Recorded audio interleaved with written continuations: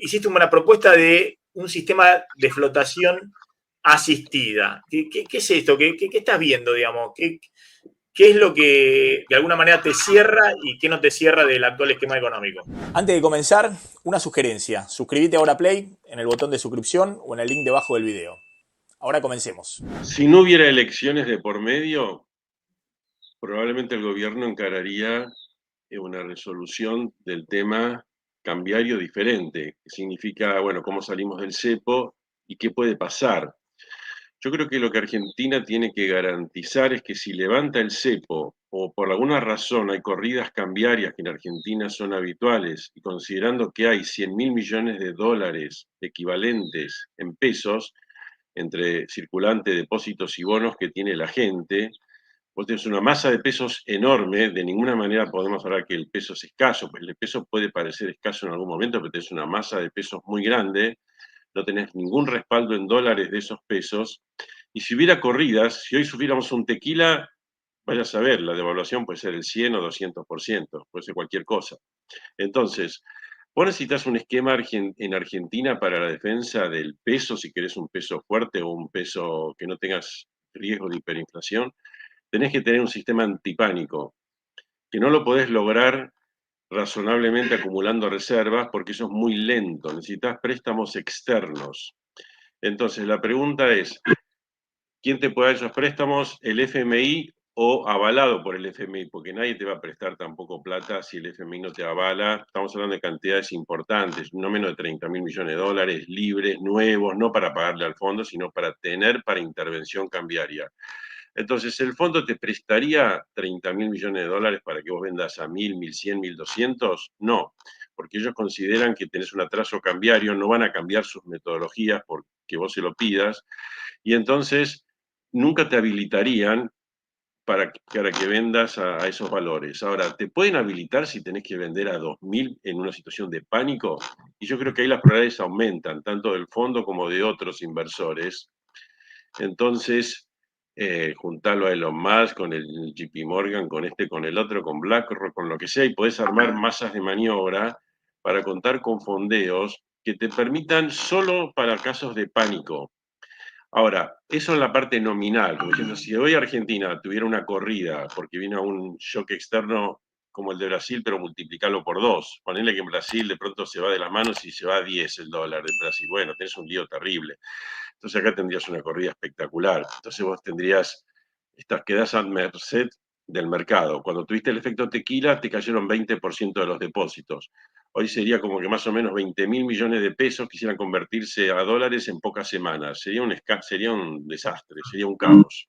Entonces, vos tenés que tener algo para lo nominal. Y para lo real, un esquema donde vos pudieras tener un techo cierto del dólar, en este caso 2.000, porque yo sugiero, podrías tener una devaluación real, si lo administras medianamente bien, del 30-40% o hasta 50%, y dirás, bueno, ese dólar ya no es tan barato, ya es un dólar más bajo que el que hubo en los años 2000, que fue justamente de 2000 a valor de hoy, pero esta discusión de cuál es el tipo de cambio real de equilibrio en Argentina, podría decir, mira, si el mercado te avala, tenés el dólar bajo, pero si el mercado no te avala, tenés un sistema que te permita corregir en forma no súper explosiva, porque si vos finalmente Argentina tuviera que devaluar real y vos lo contenés para ganar las elecciones, para bajar la inflación, pero entonces ¿qué? ¿Te va a saltar en 2026 o en algún momento? Entonces vas a tener una corrección traumática.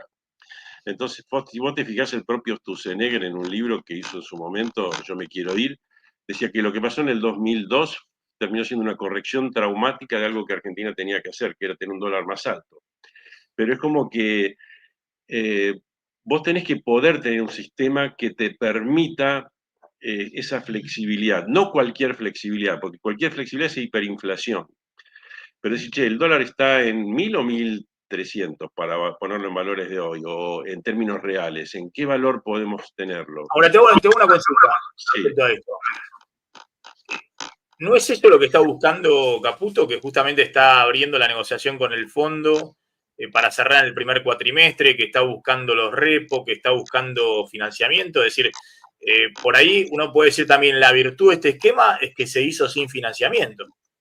Es decir, hacerlo con un préstamo del FMI o hacerlo con, no sé, con un préstamo del Tesoro norteamericano o de bilaterales es una cosa, pero todo este esquema se hizo sin financiamiento. Es decir, una economía no podía salir al mercado de capital y que encima los organismos internacionales le tenías que pagar más de lo que te desembolsaban. Este año se le pagó más de lo que te desembolsaron. Sí, yo te diría dos cosas. Una, lo que yo estaba proponiendo es una línea contingente, no que te den la plata, sino que te digan, che, hay una línea contingente solo y solo para usar en caso que el dólar vaya a un determinado valor. Yo sugiero que sea 2.000. Si no, no lo puedes usar. No lo puedes usar para pagar deuda, para intervenir en el mercado para otras razones, para pagarle al fondo, para esto. No, es solo para intervención cambiaria, que es un tema siempre difícil con el Fondo Monetario. Ahora, yo creo que lo que está haciendo Caputo ahora es buscar fondeo, que me imagino que va a ser adelantar parte de lo del fondo, pero que es para pagarle al fondo, y que no te van a dejar usar para intervención cambiaria. A lo mejor para un momento, una crisis, y usar 1.000 millones, 2.000 millones, pero no para una situación como la que yo estoy describiendo, que sería una situación de corrida significativa. Entonces, plata fresca para intervención cambiaria, yo creo que es un tema que siempre fue muy difícil con el fondo. Cuando nosotros logramos que nos habilitaran intervención cambiaria, ya era tarde, ya no había dólares, ya era... para el fondo siempre es un tema muy complicado, y más cuando ellos piensan que hay atraso cambiario. Entonces, por más que Trump le dé la mano que le dé, yo no veo que ahí el fondo vaya a aflojar. Pero por supuesto que está bien que traten de cerrar un acuerdo con el fondo y que traten de garantizar que lo que hay que pagar al fondo lo recibas por anticipado, algún ripo para pagar los bonos de julio. Está todo muy bien eso, pero tenés algo, una cosa pendiente. Yo, para salir del cepo tenés que arreglar el tema de los dividendos con las empresas, que en la propuesta yo propongo que se arregle. Yo conozco empresas que tienen dividendos acumulados y que no están, y me dicen, no, el gobierno nunca se acercó para negociar con nosotros esto. Todavía es un tema pendiente, y es el único tema verdaderamente importante a nivel de stocks. El problema de stocks no eran los puts o ese tipo de cosas. Los stocks son los dividendos atrapados.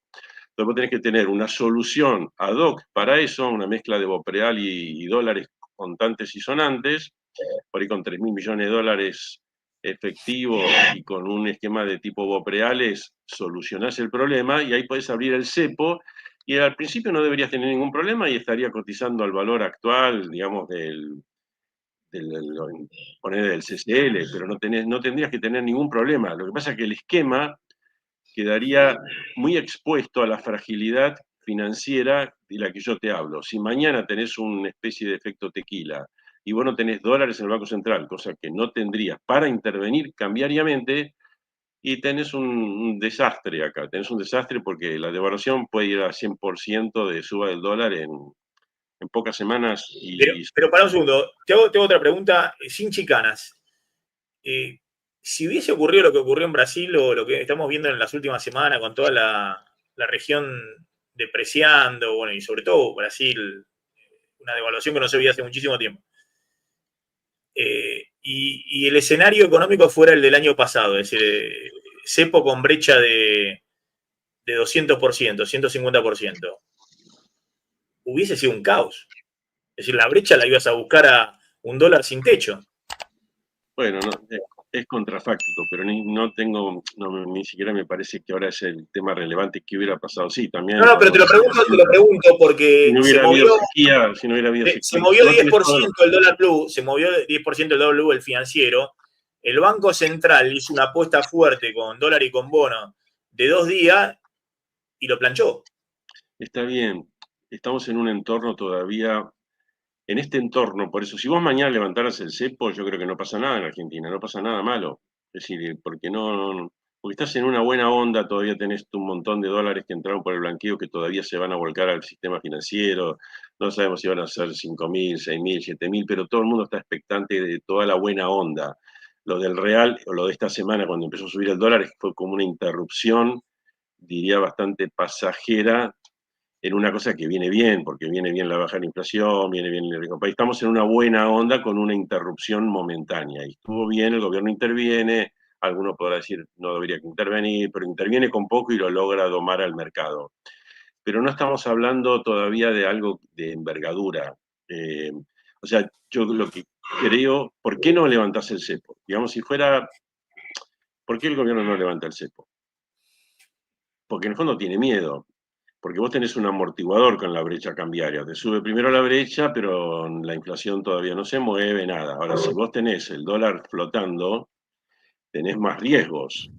¿Y cuáles son Porque los riesgos? está construyendo todavía reputación en base al ancla fiscal. Por eso te decía, la gran diferencia respecto Pero, al año pasado, por eso achicó la brecha y demás. Además, la emisión cero, el ancla fiscal, y están construyendo reputación con eso. Y están construyendo fortaleza política con la desinflación. Si bueno, ese 10% de suba hubiese sido sobre el tipo de cambio único, sin cepo, como le pasó a Macri, por un lado se te desarma la deuda en pesos. Tenés un problema con la renovación de deuda en pesos si vos permitís que en 3 días te suba 10-15% el dólar único. Y por otro lado, tenés un traslado a precio en la economía argentina. Todavía seguimos, es decir, pasó un año del régimen bueno, inflacionario muy, muy está elevado. bien. Si vos no tenés, está bien, pero vamos a ponerlo así. Vos con cepo, sin ponerle que vos seguís con el cepo, porque si no vamos a terminar valorando demasiado, exageradamente el cepo, porque si vos tenés el cepo y mañana tenés una cosa de más envergadura, el dólar te sube 50% y tenés un grave problema con la brecha. Hoy, este esquema económico no resiste una brecha del 50-60% porque sería un gran fracaso después de haberla tenido en 10% durante un tiempito o 15%. Entonces vos decís, che, ¿qué pasa? Y ya vas a empezar a ver los exportadores que no te liquidan, empiezas un lío con la importación. Entonces, hoy la brecha, ¿cómo te puedo decir? Ya estás en un esquema donde incluso el gobierno ha logrado instalar muy bien la idea de que con mi ley no se jode y que va a haber siempre equilibrio fiscal o por lo menos superávit primario. Y ya eso es un logro importantísimo que tiene el gobierno, pero ya lo logró. Eso parte ya lo logró y yo creo que nadie duda. El gobierno dice, la gente piensa, los mercados, mira, el gobierno va a hacer cualquier cosa. Si necesita ir contra los jubilados, contra el universitario, contra lo que sea, pero el gobierno ya instaló la idea que sí o sí va a haber superávit primario, cualquiera sea el costo político aparente, porque finalmente le redunda positivamente políticamente. Entonces, vos podés decir, sí, está bien, como hay elecciones, yo ahora me quedo en el molde, tengo la inflación baja, el PBI creciendo, la pobreza bajando y gano las elecciones y después empieza otro partido. Pero bueno, ese otro partido, ¿qué significa? Que vas a liberar el cepo en qué condiciones. Está bien, vos decís con la inflación baja, todo fenómeno. Pero nuevamente, vos te vuelvo a decir, en el 95 vos tenías inflación bajísima, con la convertibilidad a pleno. Equilibrio fiscal, primario lo habías ya logrado. Aunque había un deterioro en el margen, tenías Caballo en su esplendor, Menem en su esplendor. Tuviste un lío en México, que es un país que no teníamos prácticamente ninguna relación, y acá cayeron 20% de los depósitos. Y tuviste que satisfacerlo con el Banco Central dando reservas y poniendo a la convertibilidad al borde del colapso. ¿Quién te salvó? Te salvó Clinton, porque le dio 40.000 millones de dólares a México. Si no, seguramente la convertibilidad hubiera colapsado. Entonces, yo lo seguía muy de cerca porque, digamos, evaluábamos a 50 bancos y algunos bancos que evaluábamos los contábamos en días de vida, porque habían perdido 80% de los depósitos. Entonces, lo que te quiero decir, que vos tenés que estar preparado para esos shocks, no para esto, que todavía es un shock pequeño, sino para shocks más grandes, que pueden venir no solo del sector externo, sino de la política, porque si no estás exento que políticamente algo le pase mal al gobierno o lo que fuera, y de pronto la imagen caiga fuerte y todo el mundo se piense, uy, esto viene mal, mañana vuelve el kirchnerismo, lo que sea, o le vaya muy bien a Cristina en Buenos Aires o lo que fuera, vos tenés que estar preparado con el sistema cambiario, lo que vos comentabas de Bolivia, que mira, tuvieron shocks políticos pero tenían reservas. Argentina tiene que tener un esquema cambiario a prueba de shocks externos y shocks políticos, si no, a la primera de cambio todo se desmorona.